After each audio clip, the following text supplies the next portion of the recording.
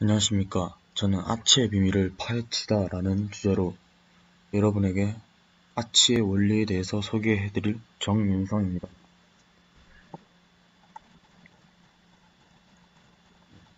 토론에 들어가서는 일단 첫 번째로 실험의 배경과 그리고 필요성에 대해서 생각을 해봤는데요. 사람들이 인위적으로 만든 거대한 다리, 이 다리에도 엄청나게 종류가 많은데요. 아마 한 번쯤은 현수교나 아치교, 거더교나 트러스트교 같은 특이한 구조의 다리들을 본 적이 있을 것입니다. 하지만 왜 굳이 다리를 저렇게 만들어야 했을까? 라는 의문점을 가지게 되었는데, 그 중에서도 저는 오랜 역사를 간직한 미지의 다리, 아치에 대해서 알아볼 것입니다. 과연 아치교에는 어떤 원리가 숨어 있을까요? 자, 일단 먼저 아치의 원리에 대해서 설명하기 전에 다리의 역사에 대해서 설명해 드리자면, 일단 옛날에는 소매나 또 도매, 또 수교나 외교에 있어서 이동수단은 필연적이었습니다.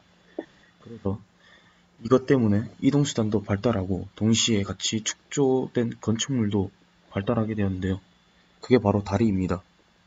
다리는 아주 예전부터 사람이 건너지 못하는 구간을 이어주는 수단이었기 때문에 정확히 어떤 지점부터 만들어졌는지는 알 수 없습니다.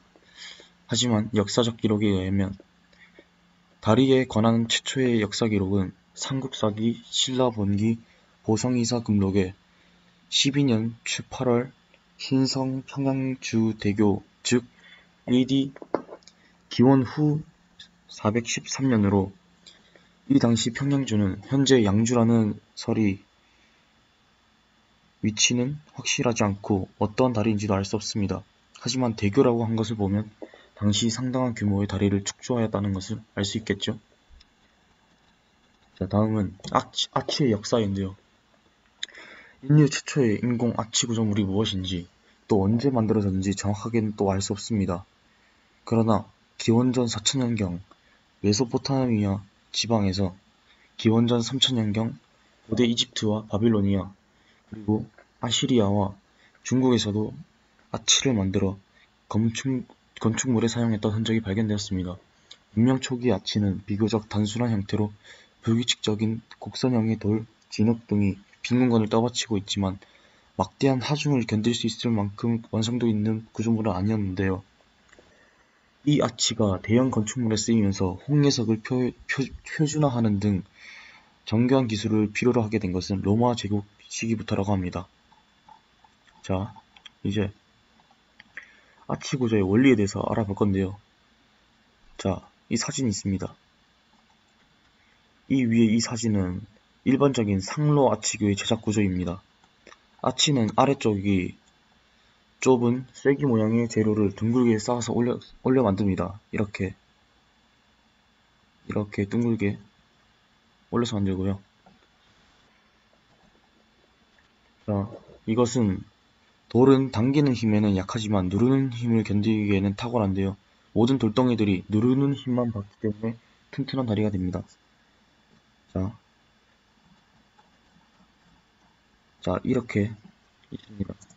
자, 아치의 원리를 보자면 여기에 위에서 이렇게 밑으로 힘을 주잖아요. 그러면 이 힘이 그대로 이렇게 내려오는 게 아니라 이게 아니라요. 자, 양쪽에 보면 이렇게 돌이 이렇게 약간 사다리꼴 형식으로 되어 있는 걸 볼 수 있습니다.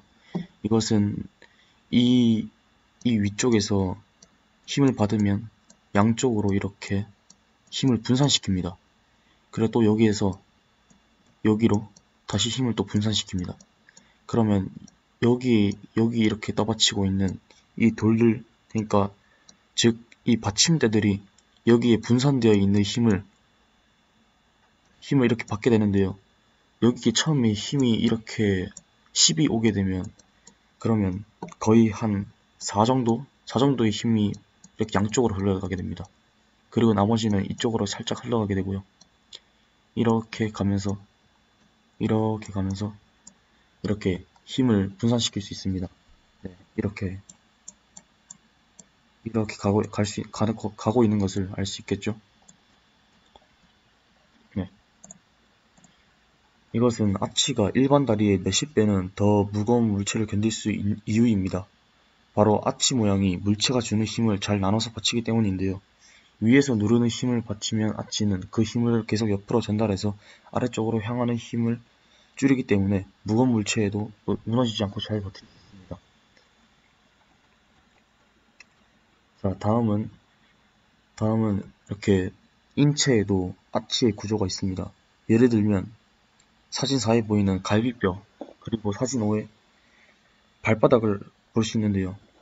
놀랍게도 아치는 건축물에만 쓰인 것이 아닙니다. 외부의 압력으로부터 몸을 안전하게 보호하기 위해 갈비뼈는 곡선 형태의 아치로 발달되어 있습니다. 또한 발뼈 또한 몸무게를 최대로 지지하는 곳이 발이기 때문에 아치로 되어 있습니다. 또 사진 6처럼 이렇게 가스 버너, 아니지, 네, 캔 바닥도 이렇게 아치로 되어 있음을 알 수 있습니다. 네, 다음은 아치의 종류인데요. 이렇게 궁형 아치는 이렇게 문 바로 위에만 이렇게 돼 있고요. 반원 아치는 궁형 아치와 조금 비슷하지만 이렇게 좀 더 곡률이 심한 것을 볼 수 있습니다. 장원 아치도 마찬가지인데 조금 더 네, 이렇게. 그리고 탄도 아치는 이렇게 약간 위쪽으로 갈수록 뾰족해집니다. 이렇게 약간 탄두처럼 생겼죠? 탄두 아치라고도 부르기도 합니다. 그리고 이렇게 말굽형 아치, 완전 이렇게 둥글게 생기고 여기 밑에는 없습니다. 여기에는 중간에 경계가 있음을 알 수 있고요.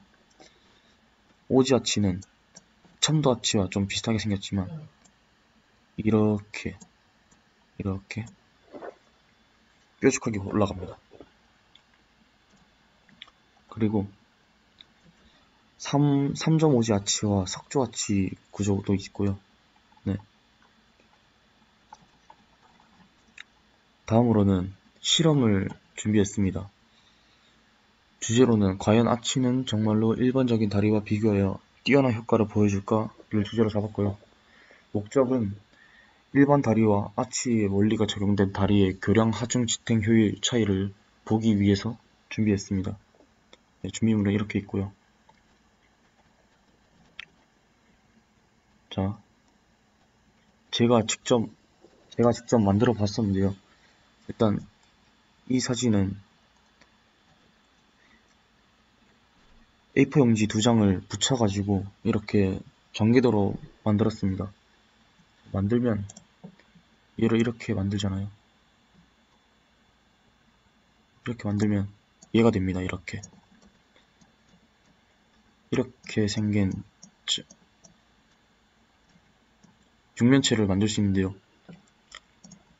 이 육면체가 일반 다리를 나타내고요. 그리고 다음으로는 이렇게 여기는 사다리꼴, 여기는 직육면체, 직육면, 직사각형, 그리고 여기는 정사각형, 여기는 다시 또 사다리꼴, 이렇게 모양 만들어서 이렇게 만들어집니다.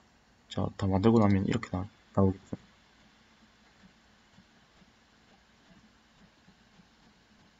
네, 이런 식으로 사다리꼴 입체 모양이 됩니다. 그걸 만들고 나면 아치형 다리는 이렇게 나오고요. 그리고 일반 다리는 이렇게 나오게 됩니다. 자, 제가 이렇게 아치 다리를 만들고 나서 책을 차곡차곡 쌓아봤는데요. 책은 두 구조물 다 책을 똑같은 종류로 해야 되겠죠? 네, 똑같은 책으로. 자, 이렇게 책을 올려봤는데요. 4개 정도의 책을 올려봤습니다. 그랬더니 좀 약간 무너질 것 같아서 하나 더 올리자마자 이렇게 보란듯이 무너졌고요. 자, 두 번째로 일반 다리는 약간 좀 단단해 보이는 것 같지만 얘도 책을 이렇게 올리다가 보니 이렇게 3개만 올렸는데도 무너지는 모습을 보였습니다. 네, 결과를 이렇게 한 번에 보여주자면 일반 다리는 3개의 책을 올렸지만 아치는 5개까지도 이렇게 버티는 모습을 보여줬고요. 완전하게 정확히 수치를 맞춰서 실험한 것이 아니라서 또 한계가 있었고, 통제 변이 부분에서 일반 다리와 아치교의 크기 차이를 맞출 방법이 없었습니다. 네, 그래서 또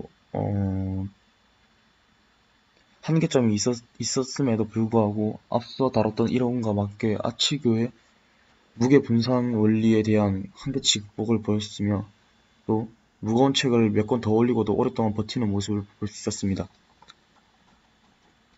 결론으로는 아치교가 어떻게 일반 다리보다 몇 배 더 무거운 하중을 견뎌낼 수 있는지 구조의 원리를 실사 모형 실험을 통해 알아보았습니다. 정확한 실험은 아니었지만 대중에서 사용되는 아치의 무게 분산 원리와 비슷하게 실험 결과가 도출되었습니다.